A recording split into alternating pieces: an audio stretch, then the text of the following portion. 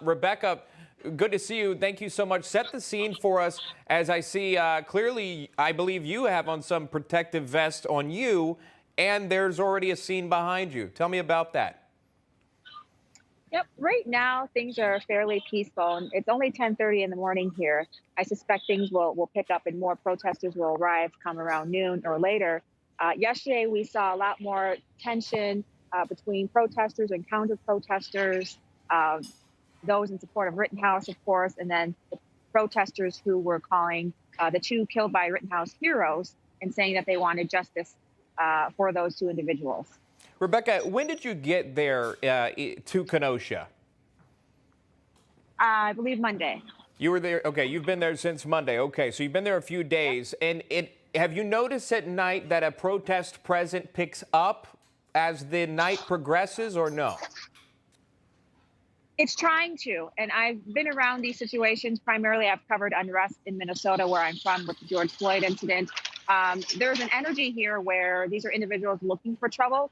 I don't know if it's a lack of organization. I will say I have not seen any National Guard, which I find interesting, but I've been made aware that they are stationed an hour away. And so I don't know how that'll play a role into their minds if they want to try and do anything. They did try last night, but it just fizzled out. It'll be interesting to see what happens here, especially if we get a verdict. Rebecca, have you talked to any of the protesters? And if so, what's their messaging? What are they protesting? They're protesting the fact that they want justice, and justice, and from a lot of the individuals, seems to range in many different definitions. Primarily, again, they're upset with Rittenhouse getting away with what they see murder for two individuals who stood up for Black lives, who were heroes. And a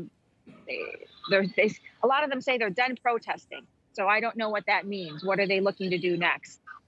Yeah, deliberations continue. This is day 2. If we get a verdict today, things obviously could change. I'm curious to know, when we look back on 2020, the businesses there suffered some major damage. A lot of business owners lost a lot of money, lost a lot of their livelihood at that time. Have you been around that city? Are there boarded up windows or boarded up businesses? I've been around quite a bit, and I have to say I'm surprised there's quite a few businesses that aren't boarded up. Still a lot of businesses from last year that are closed or boarded up from that damage done a year ago. But quite a few bars and everything is open, to my surprise. So, these situations are always so volatile. It's hard to say what will happen, but not as much preparation as I thought I would have seen as I've seen in Minnesota. Obviously, what you've seen in Minnesota, if you could compare that to me with Kenosha, what is the overall feeling that you get there? Is there a feeling of security, peaceful protests, or is there a feeling that there could be an eruption at any point?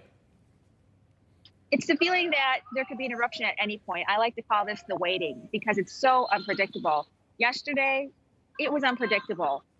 You didn't know which way it was going to go. Right now, it's peaceful.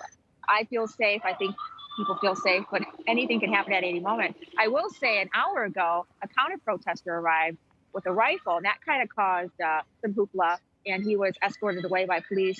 They told him that he couldn't have a rifle within, I think, 1,000 feet. There's a school nearby, and I don't know what happened to that individual. So, things change throughout the day. I expect them to change more, when we get to at least noon, as more protesters arrive. Not many here right now. Yeah, Central Time Zone, obviously they're at 10:41 a.m. Central Time there. Final question for you. National Guard's troops are stationed outside the area, several miles out, about 500 of them. What is the local police presence like there? Is there one? I have to say I'm surprised with that, too. I have not seen a lot of police. Periodically, I will see a sheriff drive by. Here at the courthouse, there are some squads. There's a lot of police within the courthouse, but not as much as I, again, thought I would see out here.